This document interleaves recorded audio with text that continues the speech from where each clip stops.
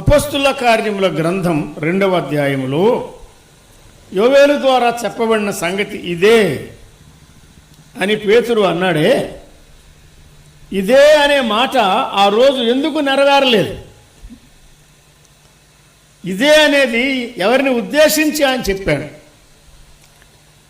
మీరు గుర్తుపెట్టుకోండి, యోవేలు ప్రవచనం 2వ అధ్యాయం 28వ వచనం దగ్గర ప్రారంభమైన మొదటి మాట మాత్రమే ఆ రోజు జరిగింది. విన్నారా? ఏమిటి ఆ మొదటి మాట? నేను సర్వజనుల మీద నా ఆత్మను కుమ్మరిస్తాను అనేది. అందులో కూడా ఆత్మను కుమ్మరిస్తాను అనేది మాత్రమే నెరవేరింది, సర్వజనులు కూడా నెరవేరలేదు. వింటున్నారు కదా? తర్వాత చివరి మాట నెరవేరింది. ఏది ఆ చివరి మాట?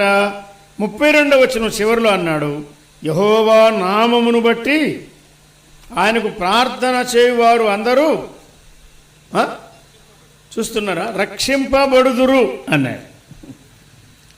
యెహోవా నామము పాత నిబంధన, యేసుక్రీస్తు నామము క్రొత్త నిబంధన. ఆయన నామమును బట్టి ప్రార్థన చేయువారు అందరూ రక్షణ పొందుదురు అని ఆయన చెప్పాడు.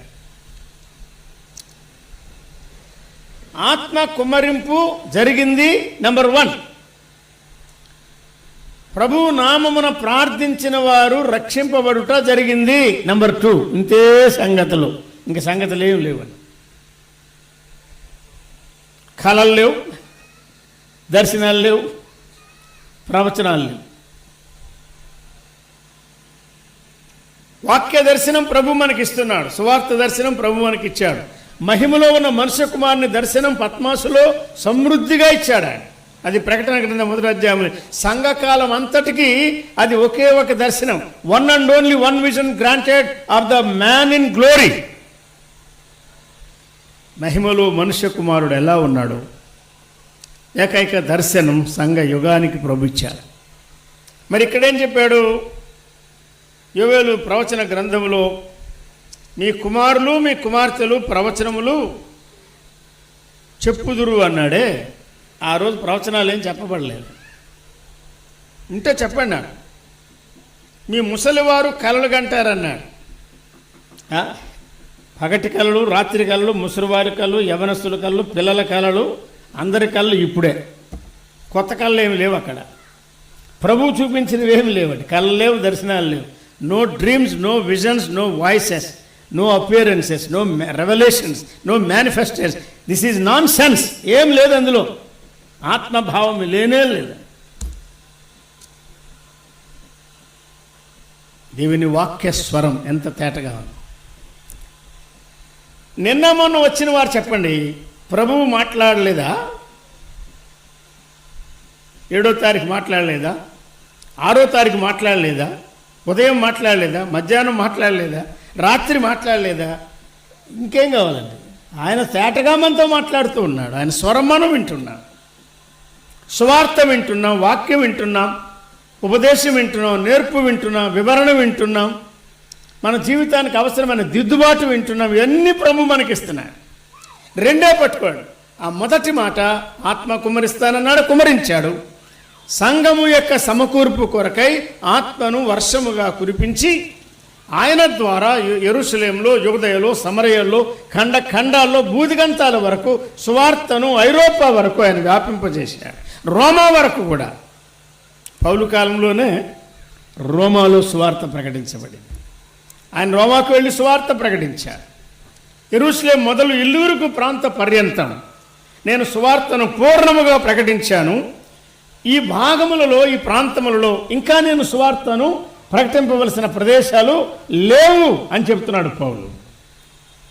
కాలి నడకను వెళ్ళి సువార్త ప్రకటించాడు, ఇంటింటికి వెళ్ళి సువార్త ప్రకటించాడు, వ్యక్తికి సువార్త ప్రకటించాడు. నానా విధాలుగా సార్వత్రిక సువార్త, బూదిగంత సువార్తలో పౌలు ఒక సాధనంగా, పేతురు ఒక సాధనంగా, పౌలు ఒక సాధనంగా వాడబడ్డాడు. వారి ద్వారా సువార్త విన్నవారు వారున్న ప్రాంతాలకు, చాలా దూర ప్రాంతాలకు ఆ స్వచ్ఛమైన స్వార్థను వారు మోసుకొని వెళ్ళారు, తీసుకుని వెళ్ళారు. వారు ప్రకటించారు. ఎవరు ప్రకటించారు? పేతురే చెప్పాడా, పౌలే చెప్పాడా? అది ముఖ్యం కాదు. సువార్త అందిందా లేదా, ప్రకటింపబడిందా లేదు. కాబట్టి యోవేలు ప్రవచనములో ఉన్న విషయాలకు క్రొత్త నిబంధన సంఘానికి సంబంధం ఏమంటారు, ఉందా లేదా? అర్థం కాలేదా? మళ్ళీ 10 నిమిషాలు చెప్పాలనా? సంబంధమే లేదు.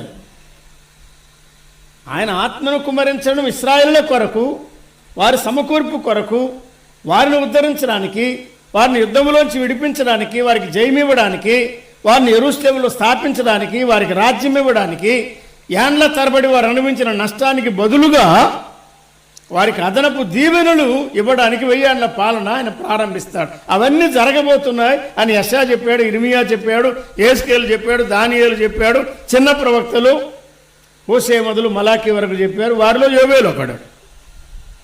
నేను సియోనులో నివసించుచున్నాను, దేవుని ప్రజల మధ్య, ఇశ్రాయేలు ప్రజల మధ్య నేను నివసిస్తున్నాను అని వారు తెలుసుకుంటారు అని చెప్పారు.